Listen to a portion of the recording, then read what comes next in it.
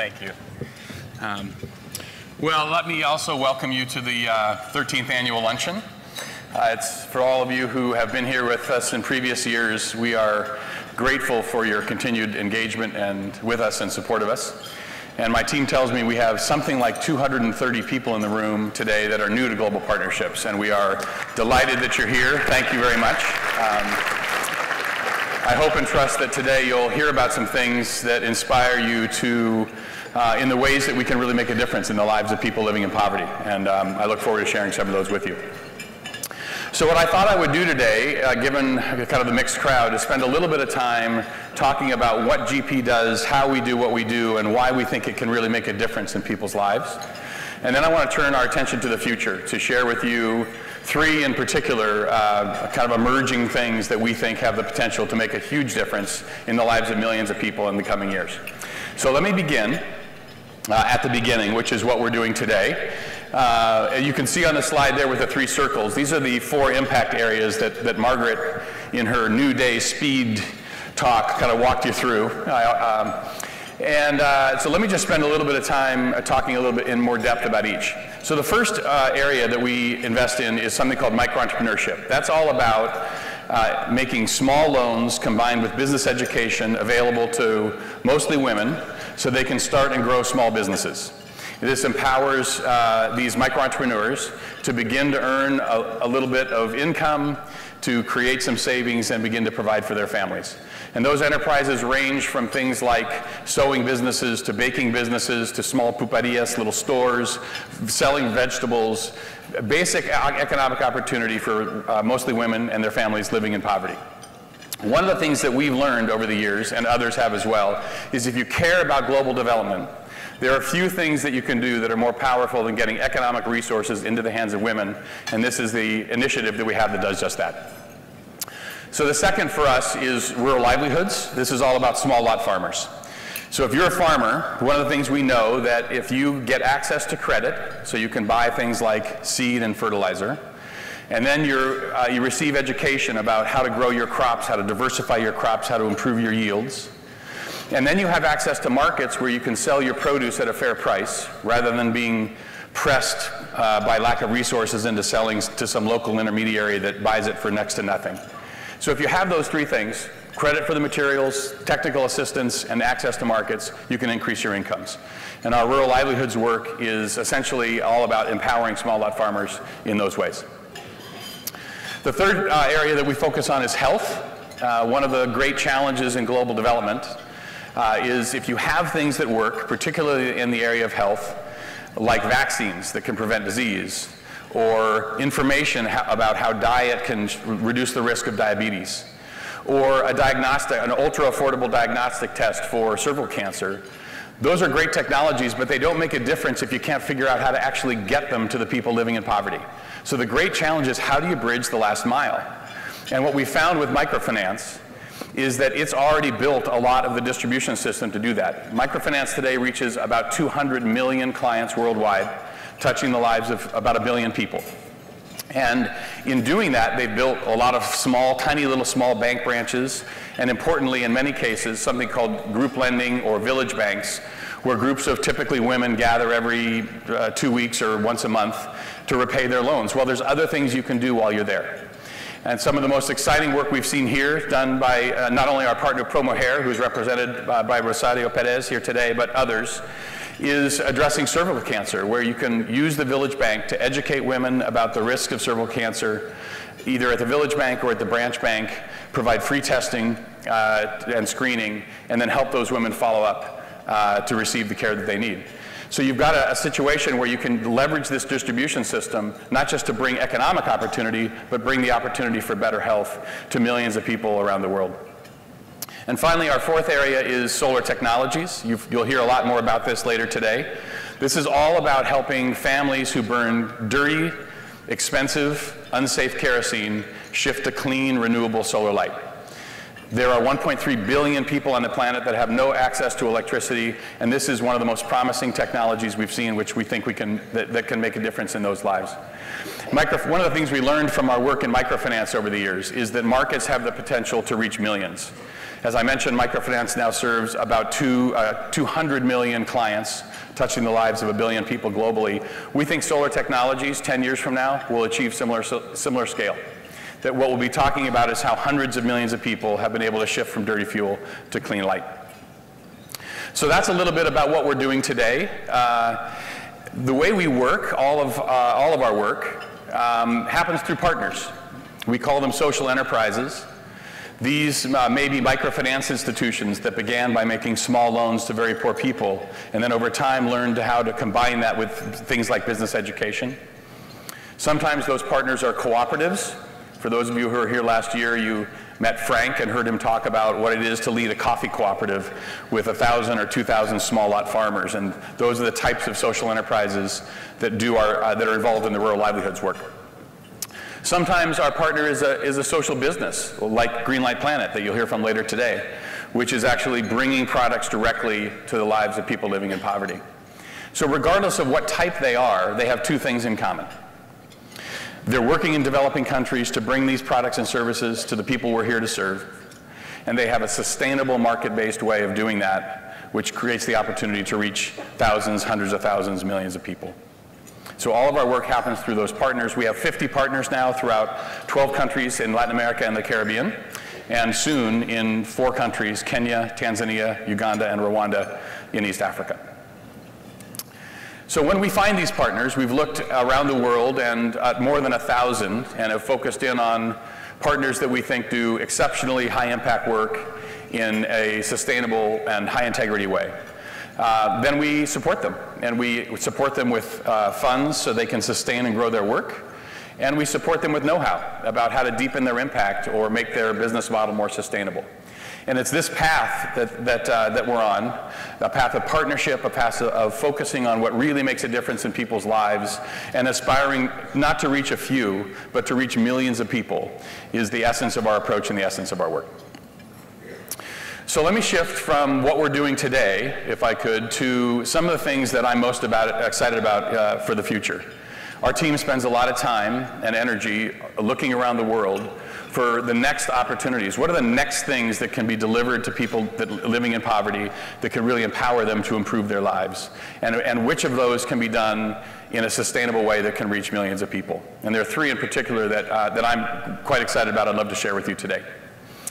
The first, let me go back to our work in rural livelihoods. There are roughly 500 million families, so 2.5 billion people, about a third of humanity, that make their living in some form of agriculture. Sometimes those folks are growing subsistence crops, beans, rice, corn, maize. Sometimes they're growing cash crops like coffee or cacao. Regardless, what we know is that the kinds of services that I described earlier, credit and technical assistance and market access, help them to increase their yields, diversify their crops, and improve their incomes. Now the challenge is that most of them don't have access to those services. The most effective social enterprises so far that bring these services to poor farmers are cooperatives. They usually serve 500 or 1,000 or perhaps 2,000 people at a time. And they have a lot of trouble growing. They just aren't designed to grow. And as a result, most of those 500 million families don't have access to these services. What we're beginning to see, and I'll share an example with you from Paraguay in a moment, is a new form of social business that's emerging. It's much less widely developed than cooperatives are. We call them outgrowers. And we think these have the potential to reach 10 or 20 times as many small lot farmers with these essential services. So let me show you what that looks like. This is an example in Paraguay. What the outgrower does is it develops markets internationally typically. And so in this case, it's for sesame and chia in Asia, North America, and Europe. And they develop those markets for high margin agricultural products. Then what they do is they work with thousands and thousands of small lot farmers. So in Paraguay, farmers typically are growing beans and corn, which are good subsistence crops. And there are 2 growing cycles in Paraguay. And so what the outgrower does is work with the farmers to stay with their existing beans and corn for one cycle and then rotate in chia and sesame for the other. Now what that does for the farmer is it means they have a much more sustainable crop approach because you're rotating crops. The margins on chia and sesame are many times higher than they are on beans and corn. And so you've got an opportunity to help those farmers have a more sustainable farming practice and to increase their incomes. In one of our pilot investments in Paraguay, the partner that we're working with there started with 24,000, when we first started looking with them, 24,000 farmers. They're now at 36,000 farmers, and they're looking to grow at 70% in the next 12 months. So we think outgrowers are an opportunity to bring what we know works with farmers to tens of thousands, hundreds of thousands of small lot farmers around the world. And we're excited about its potential not only in Latin America, but throughout Africa, where where farming is even more prevalent and the depth of poverty is even more severe. So that's about outgrowers and small lot farmers. Let me now speak for a minute about cooking. So there are 3 billion people in the world that use either wood or charcoal as the fuel for their cooking. And let me show you a little bit about what that looks like. This is an image of a traditional charcoal stove.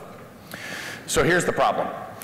First of all, from an environmental point of view, you're contributing to deforestation and carbon emissions. From a household point of view, you've got huge health effects. So the WHO, in a recent study, estimates that there are almost 700,000 people will die in Africa alone from smoke and indoor pollution related diseases in the next year, because the environment that they're operating in looks like this. To make matters worse, in urban environments, the people living in poverty are spending hundreds of dollars a year on fuel. They have to buy the charcoal. So you've got a situation where impoverished families are having to spend money they don't have to buy fuel that, when they burn it, compromises their family health and ruins the planet. And that obviously is something we've got to do something about. So what we're encouraged by is the development of a new generation of cook stoves, of efficient cook stoves. In fact, Peter Scott from Bern, one of a very interesting social enterprises in the room today. This is one of Bern's stoves. And what these are designed to do is to help families living in poverty use that fuel, but they burn much more efficiently, they burn much more cleanly, they reduce the amount of fuel the family needs to use by more than half, reduces the smoke and particulate by more than half. And so what you have is an opportunity to save those families money, several $100s a year for a $30 stove, and improve the health conditions in the house and make progress on some of these environmental issues. We're excited about the potential there, as we're excited about solar lights. Final example I'd like to share with you is about something as basic as sanitation.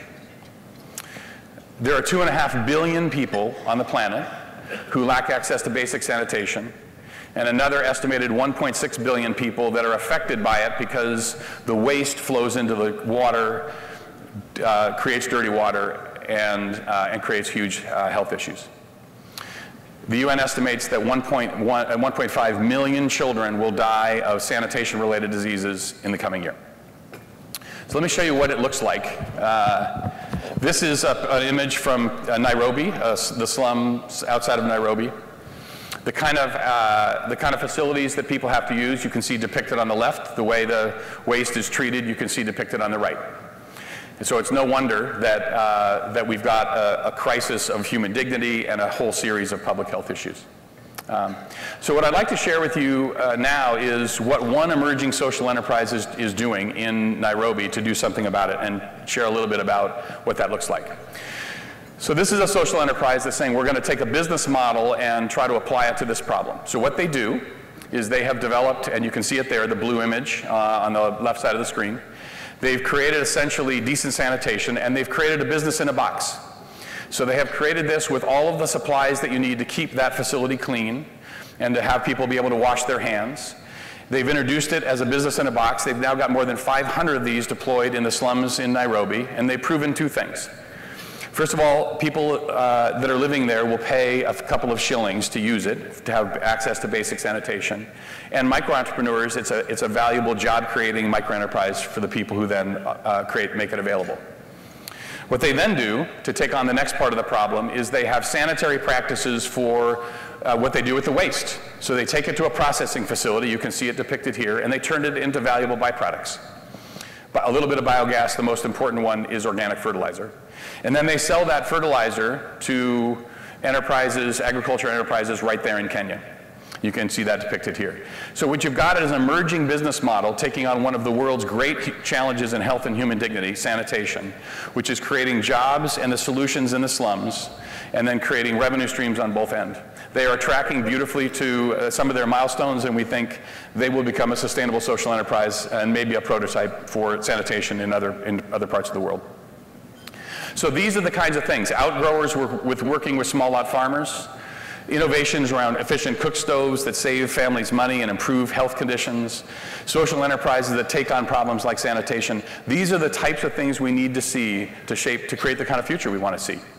These are the types of things that our team is looking for around the world, and I'm grateful for all that you do to make that work possible. My hope is that in luncheons like this in coming years, we'll be standing up here and talking to you about how these types of approaches are making a difference in the lives of millions of people living in poverty. So with that, it's my pleasure to introduce you to our guest speaker for today. One of our 50 partners is Greenlight Planet. They are doing some terrific work, really exciting work in the area of making solar lights available to people living in poverty. Desh Malik is the Vice President of Business Development for Greenlight Planet, and he's here to talk to you a little bit more about that. So please join me in welcoming Desh to the podium.